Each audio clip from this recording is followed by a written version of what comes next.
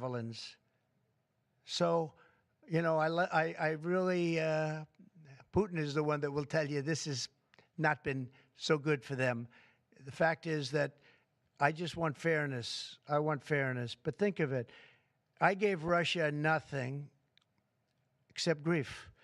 I gave them nothing. I gave them sanctions and javelins. That's what I gave them. Obama gave them sheets, and you heard that statement before. It's a very famous. Trump gave them javelins, and Obama gave them sheets, and then they say how close I am to Russia. And let me tell you, we have to make a deal because there are a lot of people being killed that shouldn't be killed. But remember, Trump gave them nothing, and the other presidents gave them a lot. They gave them everything.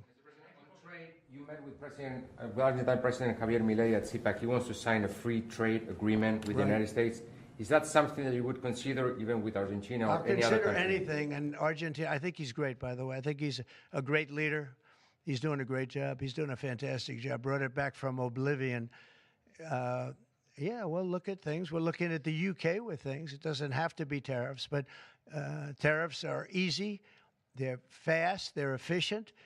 And they bring fairness. For instance, when people kill their dollar, their equivalent of the dollar, whether it's the yuan or the yen in Japan or the yuan in China, when they drop them down, that puts us at a very unfair disadvantage. So all I have to do is say, Howard, we're going to have to raise the tariffs a little bit because I've called President Xi, I've called the leaders of Japan to say you can't continue to reduce and break down your currency. You can't do it because it's unfair to us. It's very hard for us to make tractors, Caterpillar, here when Japan, China, and other places are killing their currency, meaning driving it down. So all of these things add up. And the way you solve it very easily is with tariffs, because when they do that, instead of having to make phone calls every day like I used to do with certain leaders, President Xi a little bit, a lot of phone calls, talking about the fact that they're lowering their yuan, they're lowering it down, and that makes it very, very hard for us.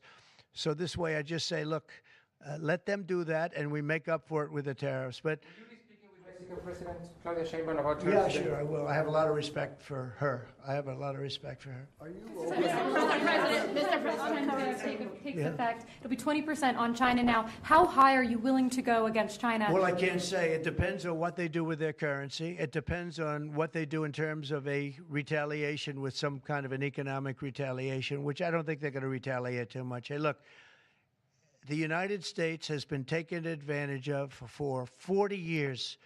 The United States has been a laughingstock for years and years. That's why this gentleman is built in Taiwan instead of building here. It would have been better if he built here. If we had a president that knew